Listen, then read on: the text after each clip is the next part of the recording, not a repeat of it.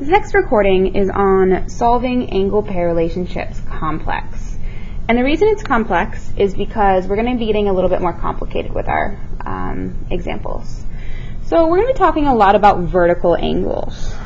Vertical angles, just to review here, is when we have two angles that cross and they kind of make an X.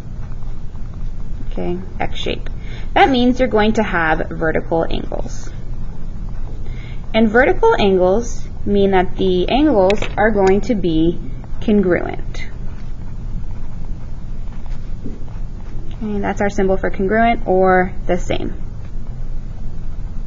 So a basic example here would be if I told you, so we'll mark this, you know that they're congruent. This angle is 30. Because they're vertical, the opposite side is also going to be 30. So the top is equal to the bottom almost, if you can look at it like that. The other relationship you have is the side, the left side, is going to always be congruent to that right side, or the other one across. So if I told you that this angle was 150, this other side would also be 150. So again, those are called vertical angles. All right. Now when we get a little bit more complicated, that's where we start to make sure that we are doing these equations correctly. So if I gave you another example, and I showed you something like this, and I told you that this angle was 2x, and this angle is, we'll say 120. Your formula is always going to be angle equals angle. Okay? Or in other words, part equals part. So all I'm going to do is I'm going to take this one angle, 2x, and I'm going to set it equal to the other angle, which is 120. Solve this problem, I simply divide by 2, and I have x equals 110. Now don't forget, when you get here, always plug your x value in to make sure you did it right. So this is 110, so I'm going to go ahead and plug that in here and make sure I did it right. 2 times 110, if you put in your calculator, it does give you 120, so you know that you did this problem correctly. Now, just as a bonus, what if I asked you, could you tell me what angle would go right here? So what if I said that this was y, and I wanted you to find y? Well, you know that this angle is 120, this angle is 120. Something we learned before is that a straight line adds up to 180. So I'm going to cover up half of it. I'm going to use half of it and know that a straight line is 180. I'm going to make my semicircle. And all I'm going to do is I'm going to go 180 minus. Okay? And I'm going to go 180 minus this angle.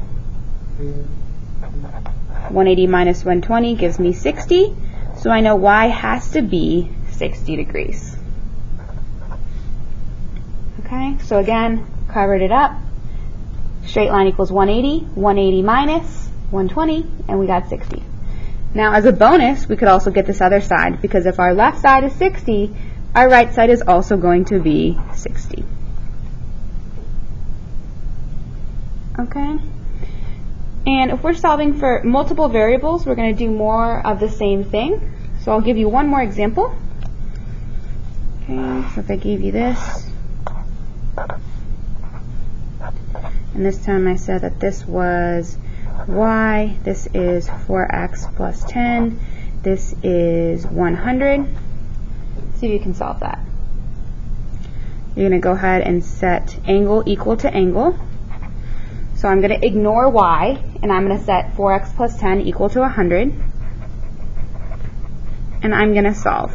I'm going to subtract 10 first to get my numbers on the same side. And then I'm going to divide and get what x equals. Now if you ever don't have a calculator, you could always do this longhand. You could always go like this. 4 into 9 goes into it twice, that's 8. You get 1, you bring down your 0, you're going to get 10. Goes into it twice, you get 8. You're going to get a 2. So this one is going to give me a decimal. Bring down my 0. It would be 22.5 if you had to do it longhand. So x is 22.5. Now all you're going to do is you're going to plug that in here.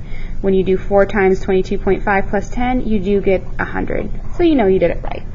Now don't forget about y. How do we solve y? Cover up half.